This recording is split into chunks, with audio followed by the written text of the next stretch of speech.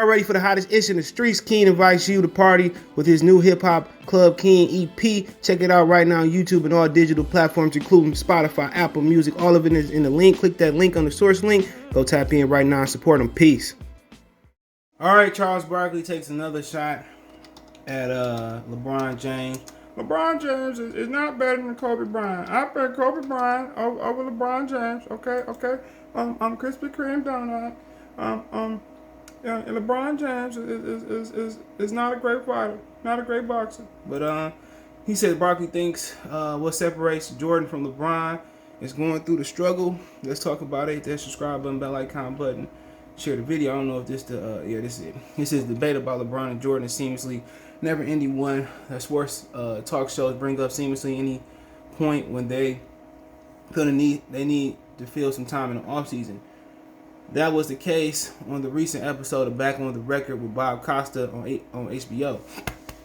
As a legendary sports broadcaster sat down with Charles Barkley and the inevitable Jordan or LeBron question was brought up, Barkley explains why he still has LeBron or just behind Jordan. LeBron, not just behind Jordan, but Kobe. Something he said in the past and said he dings James and Durant and others for stacking the teams rather than pushing through and struggle to win a championship in the place they started. Barkley pointed to Giannis Antetokounmpo and the Bucks this summer, as well as Dirk Nowitzki as other examples of players who went through the struggles with one team to emerge a champion on the other side, as Jordan did with the Bulls after years of losing to Celtics and the Pistons. It's not a surprising argument from Barkley, as the way James left for Miami remains a thorn in his legacy for so many. However, to say James didn't go through the struggle and preserve seamlessly to conveniently forget the 2016 title in Cleveland as they toppled the team that beat them in 2015 and bowed them 3-1 deficit to do so. Okay, so why can't you just get he said that one of the Jordan contemporaries views as the best, not surprising for the many struggles. The point from Barkley is one they'll agree with. James has an okay. Can I get the quote?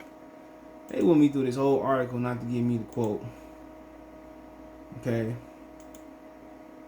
Yeah, give me the quote. Give me Charles Barkley. Give me Barkley. Krispy Kreme donuts. Give me a shake. Shaq, you want something? Shaq want 55 donuts. he want 100 shakes. Yeah, you want extra whipped cream on top, Shaq? But basically, you get the gist. He said that he gonna put Kobe and Jordan over him. And I remember they had a debate, and they said that Kobe was barely in a top 10.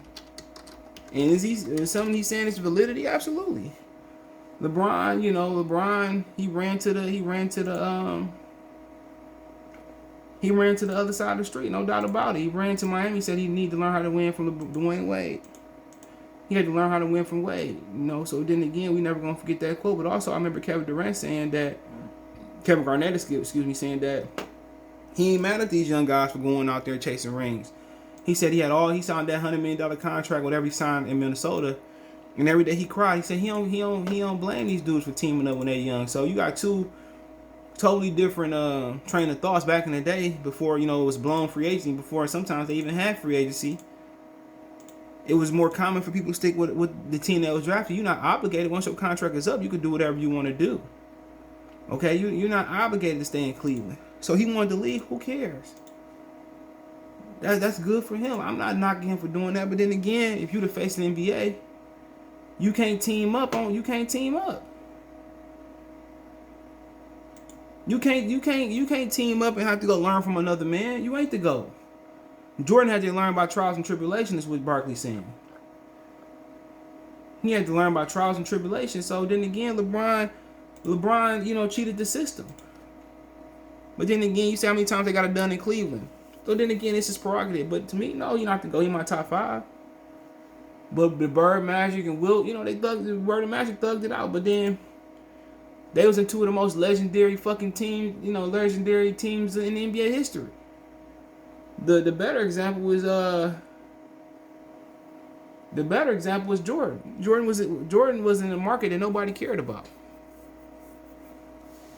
Jordan was in a market that nobody cared about, and he made a market. You know, LeBron was basically in his home team. Then LeBron said, "Oh, you was, you know, people saying LeBron was in the whole time." He said, "Well, no, you know, people in Akron look down on Cleveland look down on Akron." So, I mean, you know, it is what it is. It is what it is. But to a certain extent, I do agree with Barkley. You can't be the face of the league. You can't compare it to Kevin Durant. Kevin Durant, they never put that battery in LeBron and Kevin Durant back to be the best in the league. They never wanted Kevin Durant to be the best in the league. So it's a difference. You know, it's a difference. They didn't want Kevin Durant to be the face of the NBA at no point. Even he been the best player since he hit the first shot LeBron faced. They still haven't gave him that they haven't still passed the mantle, passed the torch to him.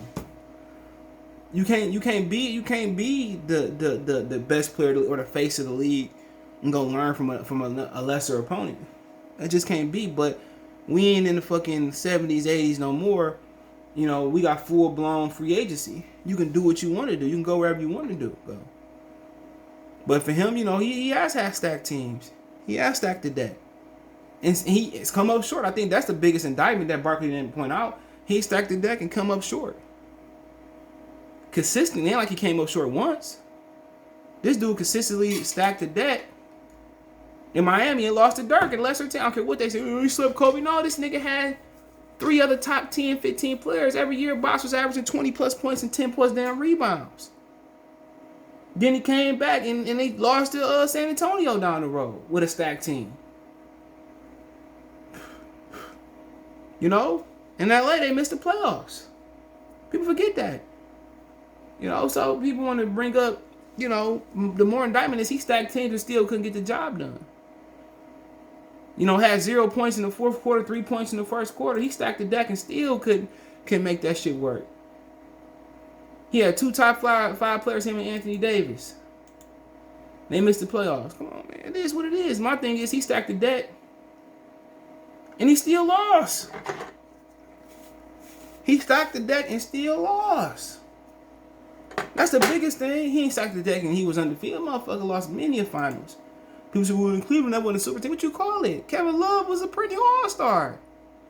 Kyrie was a number 1 overall pick. Come on, people are like, what you mean? Wasn't no fucking super team. Yes, it was. 3 fucking all-stars plus the GOAT. Well, Boston was a team of old guys. Y'all like Boston, you know, ran the East. He had a taste of Boston. He ran off on the plug twice. And Boston wasn't even here to stay. But, you know, LeBron James, you know, a Krispy Kreme donut shack. LeBron James, he stacked the deck. And still ain't got it done. Let's go to the big chicken shack. But, hey, it is what it is. Let me know what you guys think. Check the NBA Talk playlist. Don't forget me on Twitter, Facebook, Instagram. You can reach out if you have a business question, inquiry, sponsorship, video quest, all our social media link subscription. Twitter's the fastest way, then Facebook, then Instagram. Facebook group link there as well too. Want to make a financial donation? Venmo, CJ Good 313, Cash App, CJ Good 313, PayPal link in the description. Best way to donate, thumbs up the video, share the video, subscribe to the channel. Let me know what you guys think in the comment section. Check the NBA Talk playlist for more videos like this. Peace.